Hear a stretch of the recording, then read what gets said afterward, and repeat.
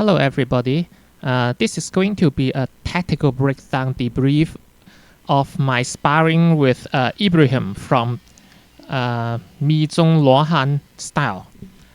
I do this breakdown because some people may find that the sparring results seem totally one-sided, and I would like to point out that how much work I have implemented in the tactics in order to bring this result, and in the end you may actually find that Ibrahim was actually doing pretty good. For this is his first time participating in this kind of freestyle sparring.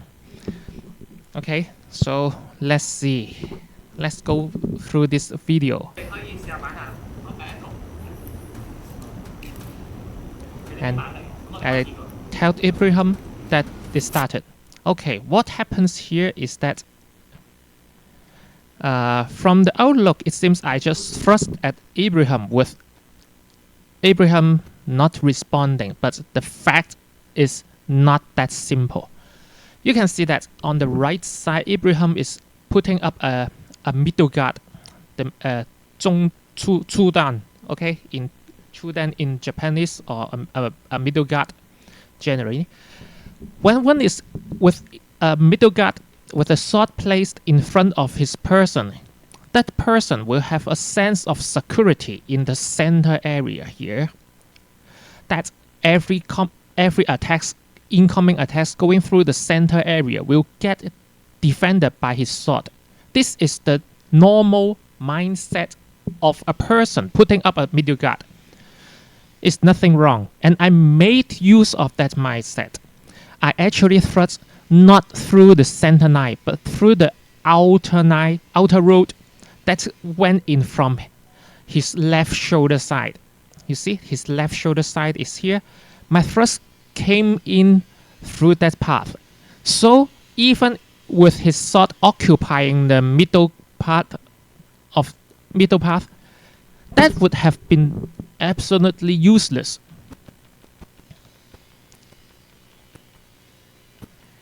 You see, I go from the left shoulder side and go into the center. That sword would not be able to defend against this kind of thrust at all. I knew this very well when I do this.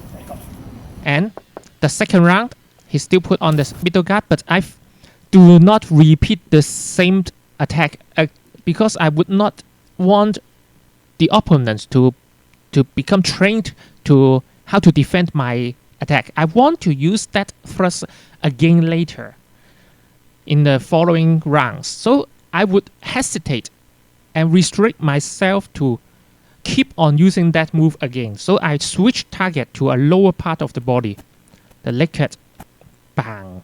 And you can see Ibrahim actually trying to defend, going with his sword low, but a little bit late. This is normal.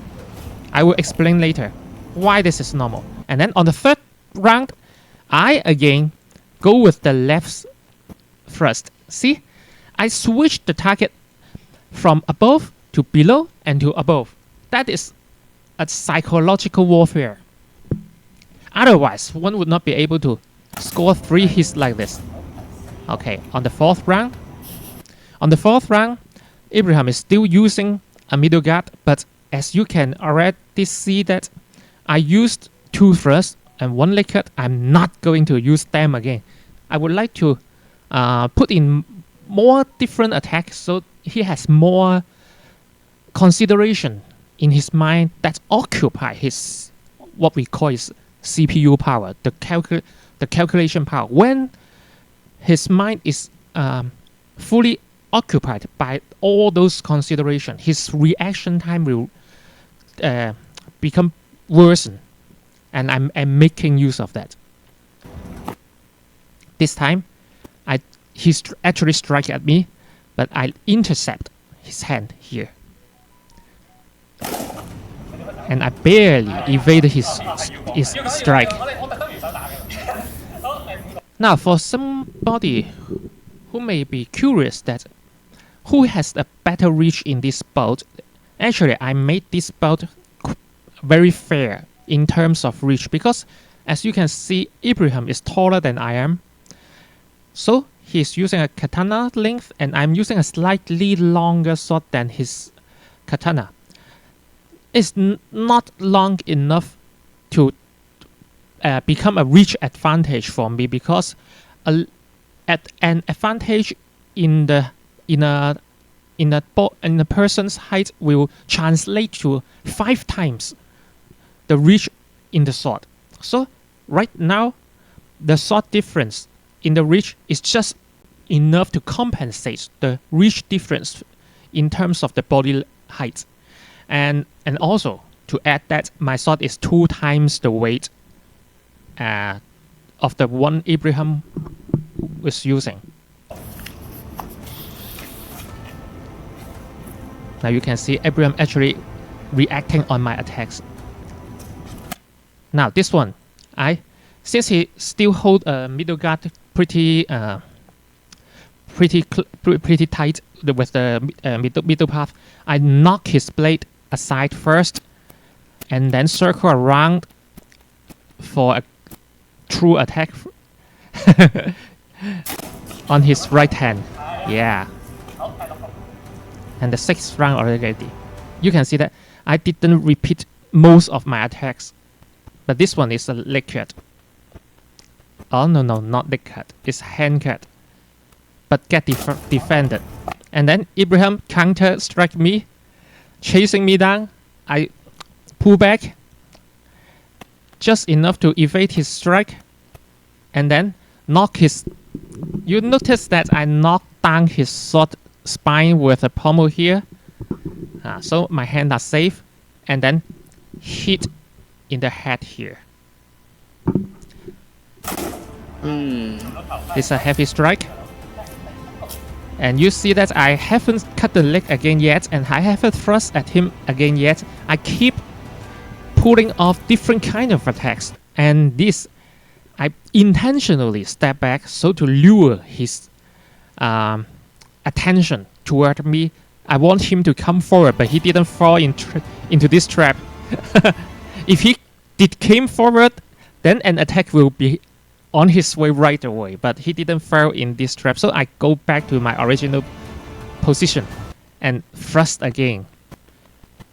And you can see Ibrahim trying to defend with the forte here, the forte of his sword. But this will barely work against a straight thrust, but will not work at all against a thrust coming from the outside and hit.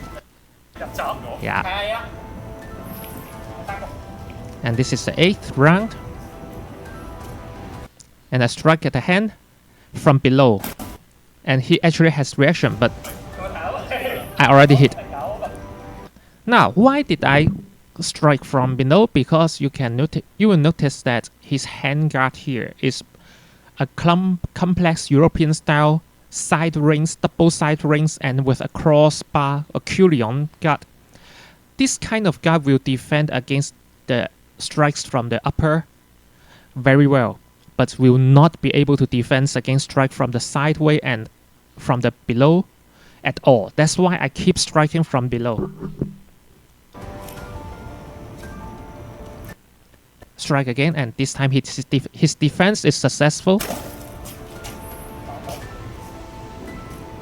And I have to knock his blade out of the path and strike.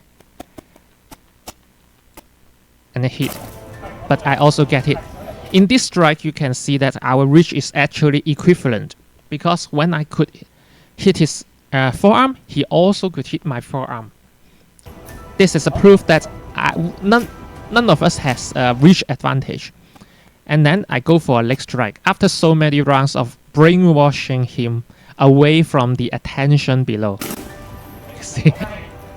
I actually staged.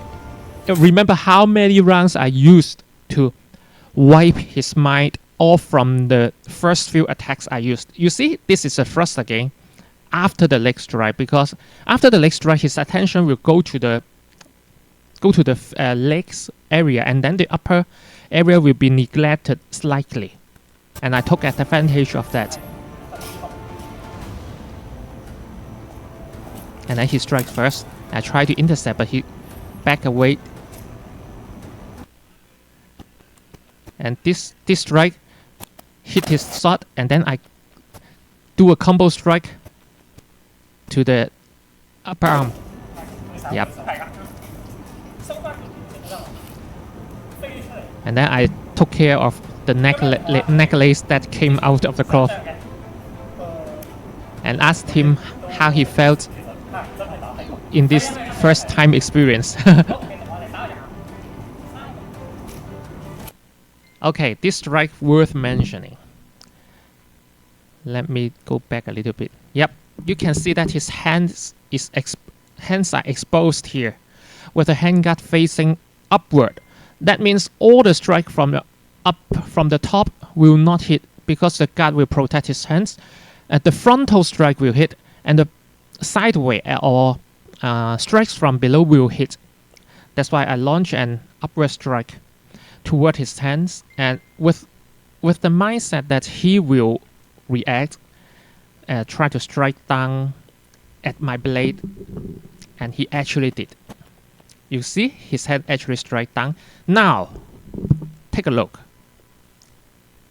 The spot I strike is here, on the screen. You see, this spot was originally his backhand. But when I actually hit, it was hitting the front hand. This is calculated. Because we cannot hit at what we see at the moment. We have to hit at something that will happen in the future, when our shot actually pass through that spot. In shooting, this is commonly known as the jet fighters in the sky shooting at the path where the opponent fighter will cross. That is called lead shooting. They do not shoot at what they see. They shoot at the future. And I was striking at the future. You see his hand move toward the spot I strike again. I do not strike at his hand's position that I saw, but I strike at where his hand is moving toward. Yeah, that's why I can hit a very mobile and small target. This time he defended. And then I made a feint. This one. I made a feint. See it? A feint toward, a thrust toward his face to lure his attack or any response. And then he tried to defend against that thrust, but a little bit too late. I already switched the attack side from the other side and hit.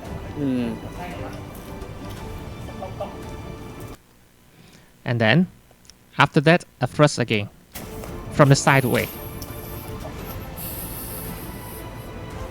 And then upward strike to the exposed hand are also predict the path. You see, he actually reacts and try to strike my shot down, but I predicted the pathway, so I hit at where he's moving toward.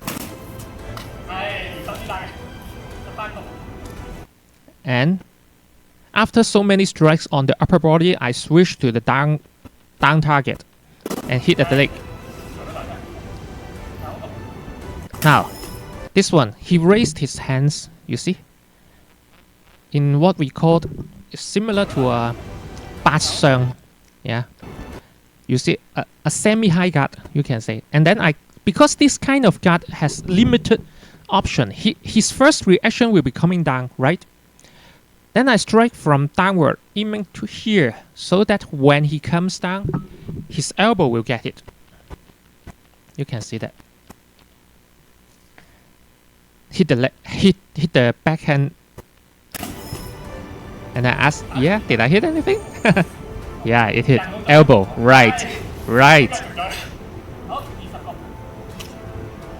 Exposed hands again, as you can see, and this is very tempting for me to strike from below or sideways. But yeah, I hit. Okay, good. He actually has reaction, and then again, he's not being stationary. and not reacting. Yeah, now this one, let's try. Let's try to take a look. After 2 missed strikes from me that he defended well, at this moment, this spot is open. And I try to strike at that spot. The left hand elbow here, where my mouse cursor is. Bang, yeah. And then I thrust again. at the head this time. Now notice that this is the first time I thrust at the head. So it will be a new thing to him.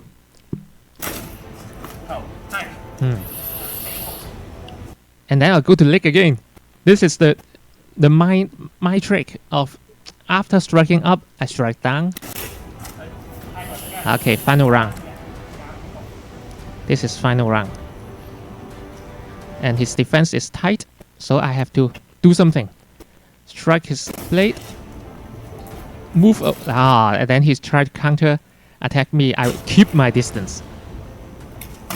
And then strike his blade again to move his blade away. And now notice that this pommel strike again on his blade to protect my hand and hit as his arm. Okay, this is how this go. Now we go back and pay attention to some kind of strikes. We mentioned that I will explain why Ibrahim's seems to react a little bit behind my attack. This is called lag in the technical terms. He lags after my strikes. This is actually natural because our during some research done on the professional sportsmen, the best reaction time a human can make is 0.2 seconds. That's you have visual contact and then go through the brain and for action to actually come out. Now we can see 0.2 seconds is only for when you are not carrying anything with weight.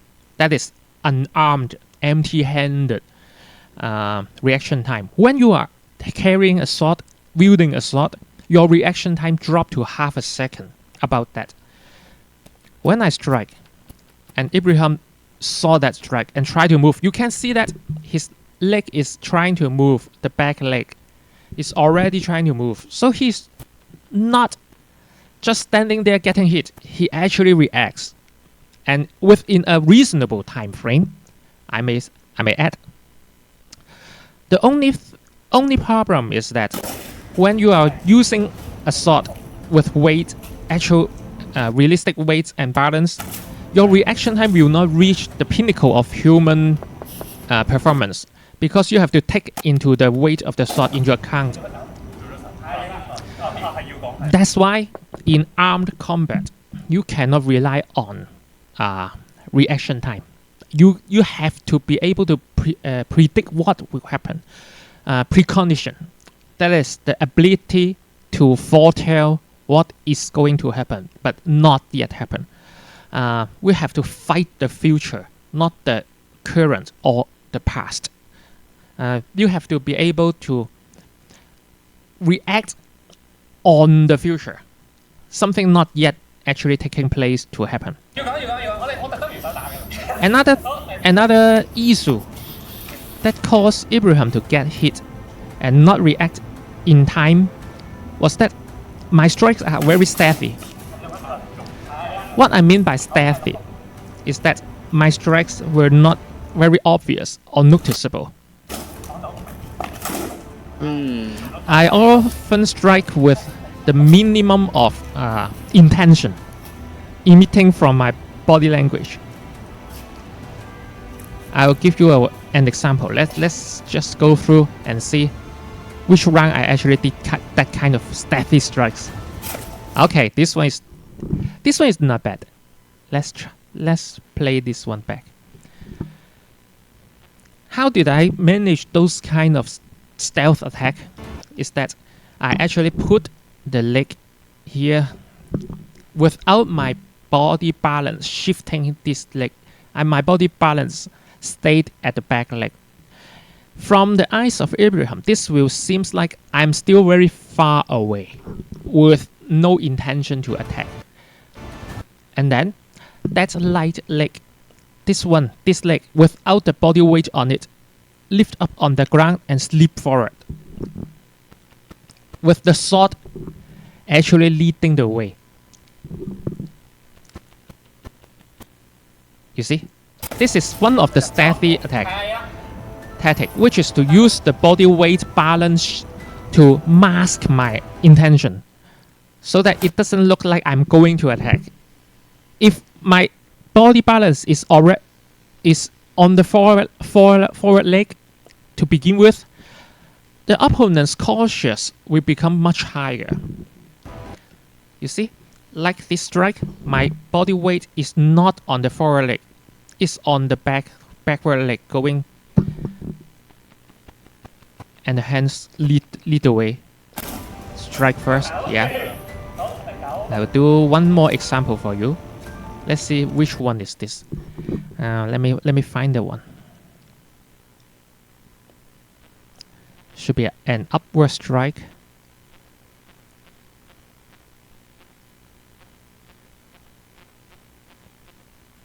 Okay, is this?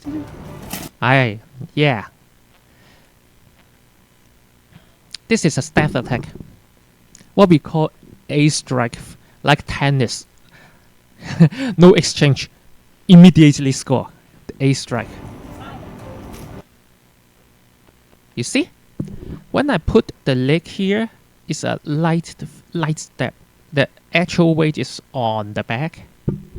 So I close in without Ibrahim noticing, and then lift up the front leg to slip forward, and with my hand launching an upward strike.